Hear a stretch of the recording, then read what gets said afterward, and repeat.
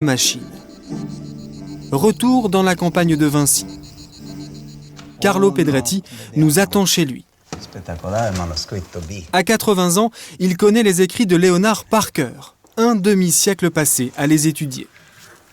Ça, c'est une copie d'un manuscrit de l'Institut de France. Dès notre arrivée, Carlo nous montre son carnet fétiche. C'est un de ses tout premiers carnets. On peut y voir des aquarelles de fruits, et puis beaucoup de plans de machines, d'architecture. Difficile de s'y retrouver. Là, c'est la cité idéale. Ici, un système de canal.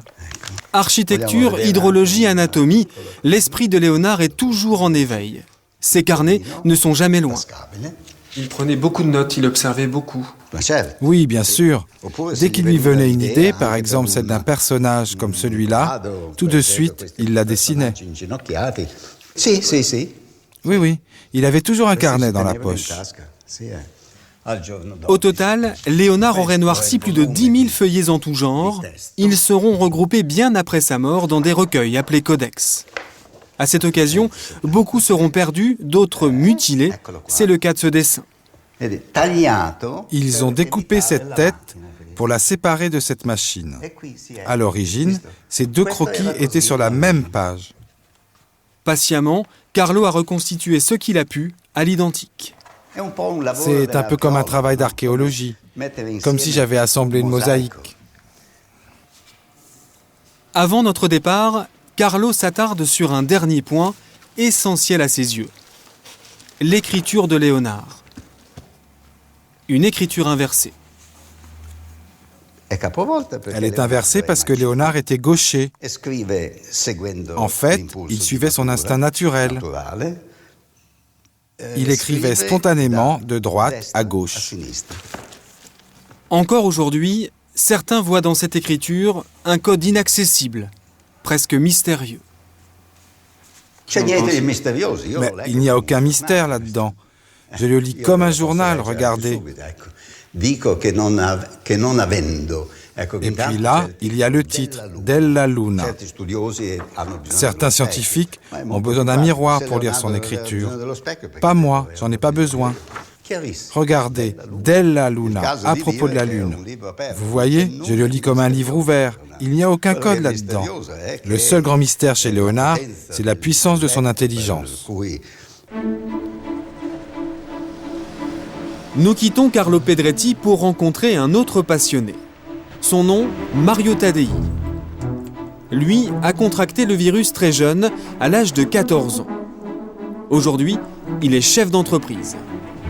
Au cœur de son activité, les écrits de Léonard.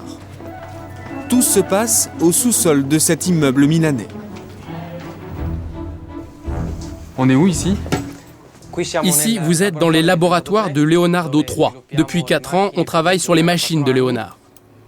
Les inventions de Léonard, une obsession pour Mario et ses collaborateurs.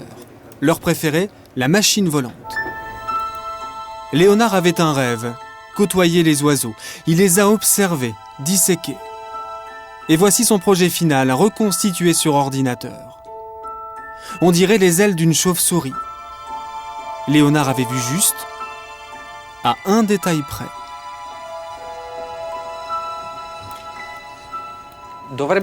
Mécaniquement, elle fonctionne. Mais le problème, c'est qu'elle est trop lourde.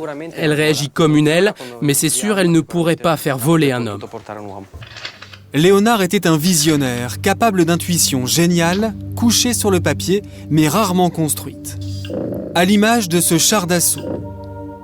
Révolutionnaire pour l'époque, il faut l'informatique pour le faire fonctionner. En 3 dimensions, le génie de Léonard est encore plus convaincant. Et Mario s'en donne à cœur joie. Dernier exemple en date, il a construit cette machine. Les historiens l'appellent l'automobile. Un vrai mystère. C'est un mystère parce qu'elle a été construite à de nombreuses reprises, mais elle n'a jamais fonctionné.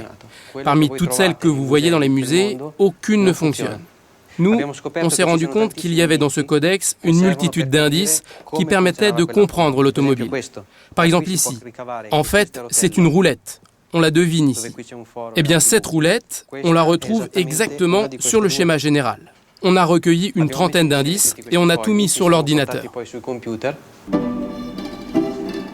Sur les écrans, la trouvaille de Léonard. Une multitude d'engrenages entraînés par 2 ressorts tendus. Vous avez sous les yeux la première voiture à friction. Et voici le prototype de la machine construit par Mario. Celle qu'on appelle l'automobile était en fait un accessoire de théâtre. Léonard faisait beaucoup de mise en scène pour le théâtre. Il avait imaginé des spectacles avec des poupées ambulantes. Cette machine leur permettait de se déplacer. Là, c'était la base du système et il mettait là les poupées.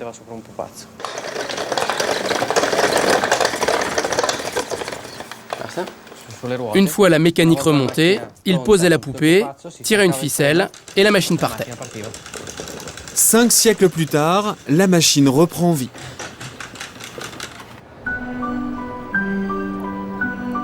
Léonard est un artiste polyvalent. Peintre, ingénieur, architecte, urbaniste, homme de théâtre. À chaque fois, le même souci de la mise en scène, jusque dans sa peinture. Pour bien comprendre sa logique, direction le couvent de Sainte-Marie-des-Grâces, à Milan. À l'intérieur du réfectoire, Pietro Marani. L'homme a travaillé pendant 17 ans à la restauration d'une des plus belles œuvres de Léonard, la Scène. Nous sommes ici devant la scène de Léonard de Vinci, peut-être exactement au point que Léonard de Vinci a pensé pour être le meilleur pour voir la composition murale. Tout a été pensé par le maître. Et d'abord, le positionnement de l'œuvre dans l'espace. Il a pensé de continuer l'architecture réelle du réfectoire dans l'architecture peinte de sa composition murale. Et alors, les apôtres, toutes les figures, sont placées comme sur une scène théâtrale. Voilà pour le décor. Parlons maintenant du scénario. Jésus vient d'annoncer qu'il va être trahi. Autour de la table, la confusion règne. C'est cet instant clé que Léonard a choisi de peindre. Les sentiments, les émotions des apôtres abasourdis. Pour en parler, Pietro Marani préfère retrouver sa langue maternelle. Sono espressioni di incredulità, di meraviglia, di stupore, di paura, di dolore, di consapevolezza, oppure sono espressioni di orrore anche. Léonard a mis 5 ans pour obtenir ce rendu. Esquisse, dessin préliminaire, tout est réfléchi, mis en scène, jusqu'à la position des corps autour de la table. Et puis il y a les détails, la forme des mains et surtout l'expression des visages. Ici, c'est Pierre, là, Philippe, inconsolable. La dernière restauration dirigée par Pietro Marani a permis de retrouver la peinture d'origine, souvent modifiée par les restaurateurs d'antan. Les restaurateurs étaient des peintres et alors il s'agissait de compléter les parties qui manquaient dans la peinture. Les nez, l'oreille, la bouche. Ça, c'est la tête de Matthieu. C'était l'une des plus damagées par les repeintures. Et on a transformé les nez, la bouche. Là, on a ajouté une barbe.